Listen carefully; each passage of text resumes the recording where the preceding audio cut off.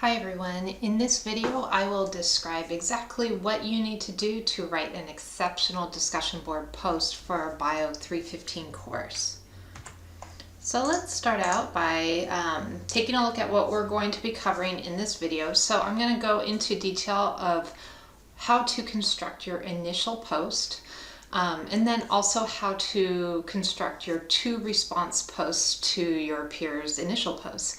And then finally, I will go over some information about how to cite your sources properly. So the first thing that you'll do each week is you'll check out the discussion board post that is required for that week. So you have an initial post as well as two response posts. So the initial post will be due by Thursday midnight each week. And let's go over what to include. Now, first off, this is Biology 315. So it's a science course and it's a 300 level course. So many of you are juniors or seniors. Some of you are about to graduate.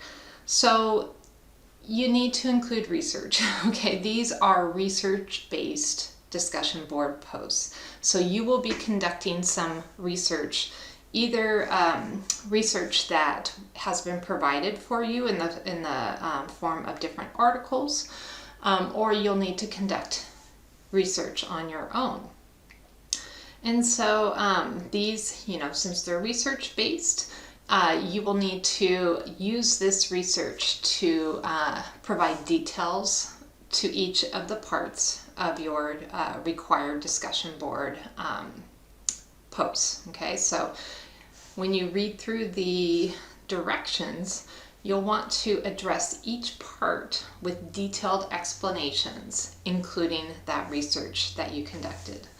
So back up your explanations with evidence. Okay, so you're not just saying what you think, you're backing it up with what we already know from research that we've conducted.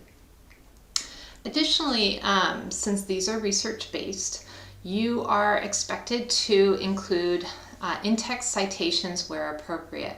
So since you're including information from a source, you need to basically give credit to the source. So these in-text citations are going to be included within the text itself, and then you'll include a full reference of each citation at the end of your discussion post. And we'll go over the criteria of like how to write an in-text citation and where to look to figure out the APA format for citing your sources. Now, the main thing that I want you to focus on when you are writing your initial discussion board posts is that, remember, you are teaching your fellow classmates about a topic. So when you're writing, it needs to be in a style that is understandable for everybody in your class. Okay, so it's at a 300 level science course level. Okay, so if you're talking about something that is very detailed, technical, scientific information, a lot of your fellow students will have no idea what you're talking about. Okay, I might know because I have a lot of education background in this science, but the average student will not. So you need to teach it in a way, teach your fellow classmates the information in a way that they'll understand it. So if there's some technical term, you might have to define it for them.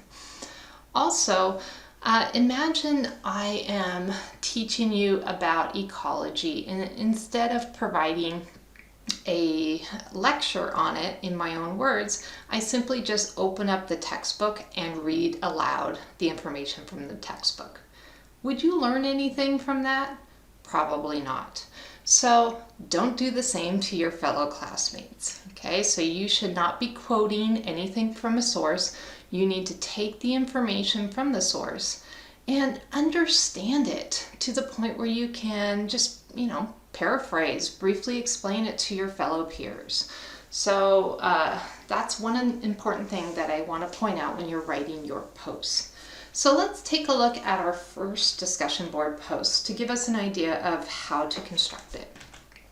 So in our discussion board, our very first post is on scientific research. So it says here, to begin this discussion, introduce yourself to the class and explain your background. So, that'll take a couple of sentences describing, where you're located in the country or the world, and, where you are in your studies. Are you about to graduate? Are you getting a degree in environmental science, or are you going for a different degree? How are you going to apply this degree once you graduate? Are you planning to, go into the research field, the government, jobs type thing? Are you going to continue on with whatever career you currently have and are just expanding upon it? So just give us some background information about yourself. Then you're going to find an article from Science Daily. So I'm going to go ahead and open up Science Daily, and basically it just provides a bunch of different articles that have been published recently, and provides like a little synopsis of what the article discusses. So you're going to choose something that is of interest to you. Particularly, I would prefer if you choose something that's in the field of ecology. So for example, something like this, brightest and fastest growing astronomers identify record-breaking quasars. That's not really in the field of ecology. But baleen whales evolved a unique larynx to communicate but cannot escape human noise. Hey, that might be something that's related to our field. So that might be of interest to us. So when I open it, notice when I click it, it should pop up. And then you have like a brief summary, and then you actually have the article that you're going to read. Now this is a secondary source. This is not a primary source. So you'll notice that it is basically just a synopsis of usually something that was published in a journal. Okay, so like a new study in the journal Nature reports that baleen whales evolved, blah, blah, blah. So just be aware that this is a secondary source. And there's a lot of quotations in here. But you're not going to quote the quotes, okay? You're not going to take the information and just regurgitate it in your own discussion board posts. So instead, you're going to read through this article and then set it aside, and then write down in your own words what was what was basically the summary of the experiment that was tested in this article, or whatever the research was conducted. And what were the possible hypotheses, methods, and major results found. Okay, so this is based on the article, but notice you're not rewriting the article, you're summarizing it to the class. Okay, so you're teaching the class what this article was all about. Make sure that along the way you're including in-text citations where appropriate. Okay, so if you're summarizing this article, where's my article? Summarizing the article, you might say that they found that, the larynx, the size of the larynx has adjusted or changed throughout time, and they think it's due to the noise that humans cause in the oceans that lead to that, or something like that. I don't know what it is, but you have to cite the article as the source of that information. You didn't know that information ahead of time, so you have to give credit to the source. Okay, so do make sure you're including in-text citations at the end of every sentence that includes information that you obtained from the article that you did not know off the top of your head. So your first paragraph or couple paragraphs will include quite a bit of in-text citations, citing the same article over and over again. The last part of your discussion board post, you're going to discuss if the results surprised you or if they were in line with what you knew before you read the article. So that means that it's an opinion part, right? So you're going to include your own feelings. Okay, so once you read the article, did you think there was something, is this something that surprised you at all, the findings, and why or why not? So you don't need to cite the article because you're basically just giving your opinion here. So when you're explaining the topic to the class, include those in-text citations. When you are explaining your own opinion, you don't need to include citations because it's your opinion. Okay, so do make sure that you're kind of, remembering that when you're writing your post.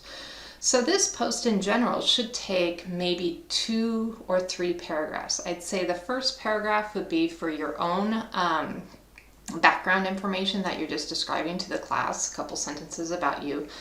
The next paragraph would be kind of paraphrasing the article in a way that your fellow students would understand, with lots of in-text citations, noting where you're getting the information from. And then the last paragraph would be, your own feelings. Like, did you know about this beforehand, this topic beforehand? Is this research that is interesting to you? Were the results surprising to you, etc., etc. So those you may not need in-text citations. And then when you're done, before you click submit, you need to include a full reference for each of the citations in APA format. So most of you will just be citing the article. You won't be using any additional references, and that's fine. But just make sure that you include the full reference in APA format. Now, luckily, our first article, it actually gives us APA format. Okay, so if we go back into our article here, if you scroll down to the bottom, it says cite this page. Now, it automatically gives you MLA, but we're scientists, so we use APA. Okay, so click on the APA. Here is the exact reference, full citation in APA format for this article. Okay, so there you go. You just basically just copy that over as your citation for your article here. It's not the journal reference, okay, that's something else. That's the primary source. You're just citing basically Science Daily, okay? So use that citation. All right, so that is the initial discussion board post, and again, that needs to be submitted no later than Thursday midnight each week. The first week, there is a little difference. You need to submit it by midnight Eastern Standard Time. So if you are on the West Coast like me, that means you need to submit it by 9 p.m. because that will be 12 p.m. Eastern or 12 a.m. Eastern. Okay. By Sunday midnight, you'll need to respond to 2 of your fellow students' initial posts. Okay, so we'll get into what to include in the response posts now.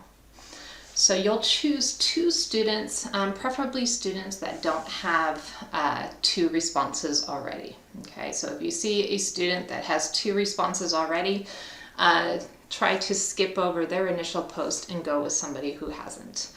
And you can ignore the posts that I've responded to, because I will respond to everybody's the first week, and usually I respond to about 40% of the class each subsequent week. So you can ignore my response post as one of those 2.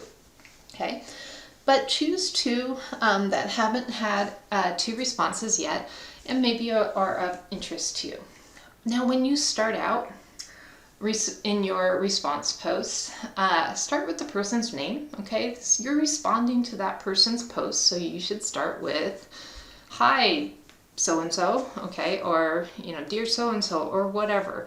But you always need to start with that person's name since you're responding to their initial post. Okay, it's just, this is, normal professional setting. We are responding in a professional way. Now, after you read that student's initial post, think of things that pop in your brain right away. Was there something about their post that interests you? Was there a question you may have had? Was there something that maybe you want to learn more about? Okay, so those are the types of questions that you want to ask yourself in developing your response.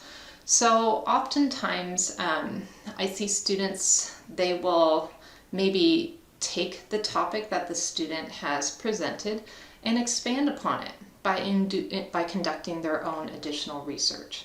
So for example, in the baleen article, let's say a student wrote about it, and you're curious if this applies to other whales, not just the ones that have baleen, maybe the toothed whales as well. So you might want to conduct some additional research and present that to the student. Okay, so that's one way that you can respond to a student's initial post. So expand on an idea by conducting additional research. Now, sometimes we will have posts that have you state your opinion, which you may end up disagreeing with another student's opinion. So if you disagree, address that alternate opinion and back it up with research. Okay, so obviously this is a professional setting, so you're not going to want to bash another student's opinions or anything like that. But if you disagree, back it up with evidence. Okay, so back it up with information from your source that allows you to, have a strong argument. So that's another way that you can respond to a student's post. So give an alternative opinion to the opinion that student presented and provide backup information in the form of research to make your argument strong. And then the final way that I see students with exceptional response posts respond to students is that they relate the information that was presented by their peer to their own findings. Okay, so sometimes we can relate it to our own expertise or our own understanding of the field of ecology. So this is very important, especially when we get into the research posts that are more related to having you find an invasive species in your own state, or thinking about your backyard and coming up with different species that are interacting in your backyard. So when a student presents, for example, information about an invasive species that's found in their own state, maybe you can conduct research on that invasive species and see if it's found in your state as well. Okay, so you're going to basically take the information presented and then, see if it applies to you in your own state, in your own area. So that's another thing that you can do. And of course, you'll be conducting research on it, so it applies to these research response posts. Now, since all of these response posts require you to conduct your own research, you'll be including in-text citations and full references where appropriate. Okay? So that is your 2 response posts, and those are due again by Sunday midnight each week, with the exception of the first one, and it needs to be due by Sunday midnight Eastern Standard Time. All right, so the last thing I want to introduce to you is how to cite your sources. Now, even though some of you are in your senior year here at SNHU, you may not know how to cite your sources properly. So I'm just going to kind of give you a brief overview of how to cite your sources and where to look for more information. Okay, so first off, each initial post requires at least 1 citation. Again, these are research-based, and sometimes we give you the article, or sometimes you have to conduct your own research. So each initial post, I will see at least 1 citation in there. So whenever you are using information from a source, you need to include an in-text citation in the sentence that contains the information from the source. Okay, so for example, you can see here on the right-hand side, we have procrastination. In addition to mood management motivations for viewing online cat-related media, news accounts suggest that many people watch cat videos online to avoid work or unpleasant tasks. So I'm assuming that whoever wrote this got that information from these 2 sources. Okay, so they cited the information in an in-text citation, or they paraphrased it in their own words. Notice there's no quotation marks. This is in their own words. But then they cited where they obtained the information from. Okay, and notice the format. It's the author, comma, year. In this case, they had 2 authors, so they have two in-text citations together. And notice it's in parentheses, and it's before the punctuation mark. Okay, this is very important because this is stating that I got this information from this source. If I wait till the last paragraph and put it at the very end of the sentence, that means that I'm assuming that me as the reader and the instructor for this course assumes that you know all of this information beforehand, and that you're not plagiarizing. This is all information that you have come up with on your own without any research or anything else. Okay, so that's why it's important to cite your sources. I see some students forget to do this over and over again, and technically that's plagiarizing. You have to give credit to the source for that information. Okay, so whenever you are taking information from a source, you have to credit it to the author in the form of an in-text citation in the sentence where you're providing that source's information. Okay, so many times I see entire discussion board posts and there's no in-text citations. Now, they might include a full reference at the end, but their entire paragraphs that they wrote is completely plagiarism, because they're basically stating to the world that they knew this information and they're exhibiting it, and they didn't get that information from anything. Okay, so that is plagiarizing. You cannot include information from a source without giving credit to the source in an in-text citation. Okay, and that includes also your response posts. So if you're including information that you found from another source, you need to include an in-text citation at the end of the sentence that contains that information. Okay, so it's very simple, just author year. You might have it over and over again in that particular paragraph. At the end of every sentence, before the punctuation mark of every sentence, you might have in-text citation. That is absolutely correct. Okay, the only time I should not see an in-text citation is when you are giving your own opinion or your own knowledge of a topic. Okay, everything else should include in-text citations. At the end of the post, you will fully cite your source. Okay, so that also needs to be in APA format. So you'll just have like a little reference list. Sometimes it's just one reference, sometimes it's more than one. Okay. So if you have no idea how to cite anything and you need help, okay, there's an easy resource to find. So I'm going to go back into our discussion board post. And if you look at the top, if you go to Shapiro Library, click on Citing Your Sources Guide. Okay, so it gives you, we are always going to use APA style, so you just click on that. And then it has you narrow it down. So I usually direct students to do how to do an in-text citation. Okay, so it'll give you some examples, and then how to cite, paraphrase information. We're not quoting, so you can ignore that, because nobody should be quoting in a discussion board post since you're teaching others about the information. Okay. The other source that I usually direct students towards is this How Do I Cite Sources in APA Style. Okay, so it gives you some examples of how to cite a book, an ebook. This will come in handy with your textbook. Print journals, electronic journals we will be using, and websites we'll definitely be using throughout the course. Okay, so you can just kind of see how they do that. All right, so when in doubt, cite your source. Okay, it will make it so that I know you are at least trying to not plagiarize.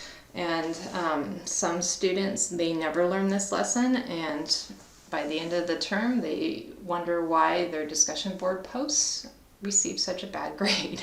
It's because they don't learn that you need to cite your sources. Okay? So when in doubt, cite. And if you ever have any questions about what should be cited and what should be not cited, just go ahead and put them in the general questions discussion board post or email me. I'm here to help. I want to help you through this process. I don't want to penalize you for something that you simply don't understand how to do. Okay, so when in doubt, cite or ask for help. And then finally, before you submit your initial post as well as your response post, read through the discussion rubric and grade yourself. Okay, so this is the exact same rubric I use to grade your writing. So the first part comprehension is based on your initial discussion posts. So I will always look to see if your initial discussion post is organized, if it's clear, if it is rich in detail, and it's backed up with evidence. Okay, so you're not just stating what you think, but you have to back it up with evidence. Okay. Timeliness, so you have to submit your initial discussion board post by Thursday midnight. Okay, if you submit it by Friday midnight, you get marked down to this category for submitting it 1 day late. If it's more than 1 day late, you get automatically go into the 0 category for that. For the response posts, I will look for 2 responses from you, okay, on students' initial discussion posts. And those response posts will bring up the criteria that I mentioned, where you're either going to elaborate on what the initial post was discussing, providing a new point of view, backing it up with evidence, or simply expanding on the topic to apply to your own area in the world, okay? And all of these are research-based. Okay, so as long as you do that, you'll get exemplary. Also, make sure you identify who you're talking to. So, you know, the first name of the student you're replying to is required. Otherwise, I knock you down. Okay, and it has to have research involved. Otherwise, I'll knock you down. And then finally, the writing. Okay, so make sure that you are proofreading your work. Okay, you're using professional language, so no LOLs or hey, what's up? Okay, that's not professional language. We are in a school setting, so we need to use professional language when we are not only introducing topics to our fellow students, but responding to topics from our fellow students. Reread, proofread, check your grammar. Okay, so make sure you're not misspelling things. Just read it out loud before you submit it. Sometimes we forget, we misspell something and it doesn't get caught on the grammar check or things like that. If you don't include in-text citations, you automatically drop down a grade, okay? Because you are obviously not writing these responses out of what your own knowledge is. You're taking information from sources. And then make sure that you include your full reference at the end. So any errors in that, like you didn't do APA format or something like that, will get knocked down. Okay? So in summary, start early. Try to get the research done earlier in the week, and make sure that your research, you've fully understand it before you try to teach it to your fellow students. If a source is just a little bit too technical, try to find something else to discuss instead. Okay, there's a lot of we live in a global society now, so there are plenty of options of where to learn information. Cite your sources, so do make sure that you're including in-text citations at the end of every sentence that includes information from the source, as well as a full reference at the end. No quotes are allowed. We are scientists, we are not poets, we are not historians, okay? Poets and historians, they have a way that they use our language, English language, in a way that if we don't quote them directly, the message does not convey in our own writing. So we, as scientists, we are not poets, we are not historians. Therefore, you don't need to cite or quote us, okay? So don't quote anything. Instead, your job is to paraphrase it, and you're trying to teach your fellow students, so the best way they can learn is for you to explain it in your own words, in a way that they understand.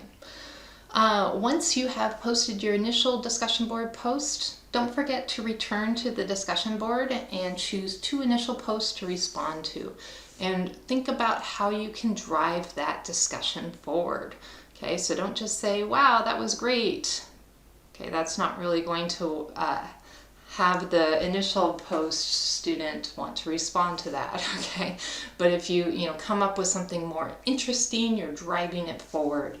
So those should be, again, driven by new research, and in a way that makes it so that it's professional, but also teaches not only the initial student that wrote the post some additional information, but you're teaching your fellow students as well. Okay. If you have any questions about what to include in your discussion board posts, please feel free to email me or submit a question on the general questions discussion board. After you've submitted and at the end of the week, after I've graded your discussion board posts, please review the feedback that I provide so that you don't make the same mistakes over and over again. I would love to give students A+ on all of their discussion board posts, but just realize that usually the first ones, students make mistakes. So check out my feedback so that you can learn from your mistakes and not continue making the same mistake all term long. So this concludes my video. So the next video I will go through will be based on our first module, diving into module number 1.